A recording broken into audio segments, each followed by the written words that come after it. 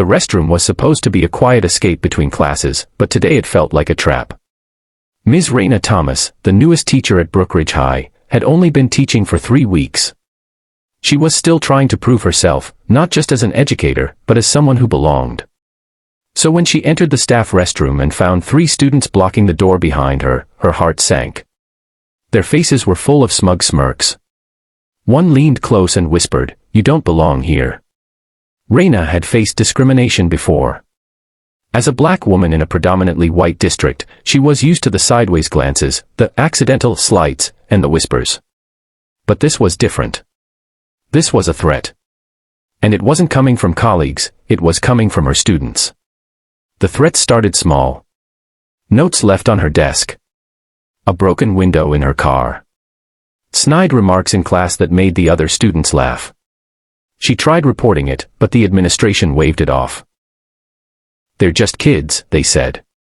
"Don't let it get to you." But it did get to her. Every day, she had to force herself to walk into the building, to hold her head up in front of students who saw her as less than. Raina didn't let herself cry in front of anyone. But in the quiet of her apartment, behind locked doors, she let the tears fall. Her mother's voice echoed in her mind, "You are your ancestors' wildest dreams. You don't back down."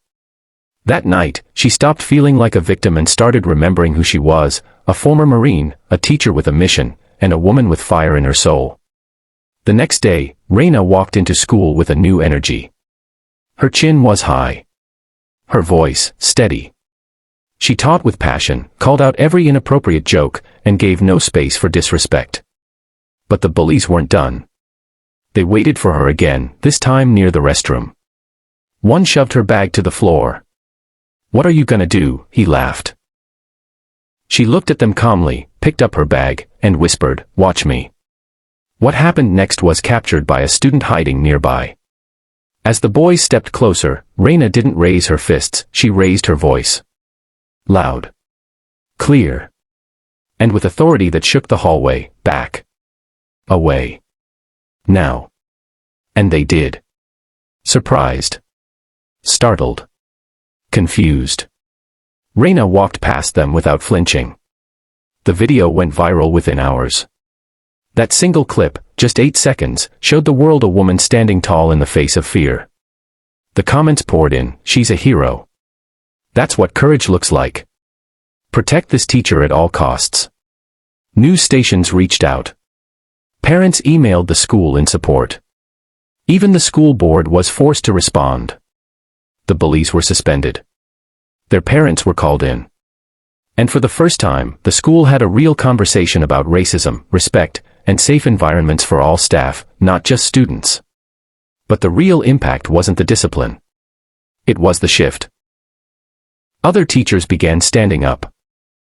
Students started speaking out against harassment. A support group formed for minority teachers. Raina was asked to lead it. Weeks later, a student who had laughed at her in the first week came to her after class.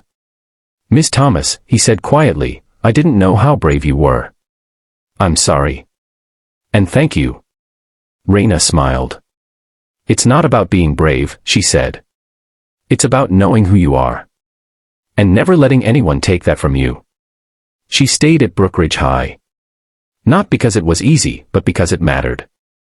Every class she taught became more than a lesson plan. It became a message: stand tall.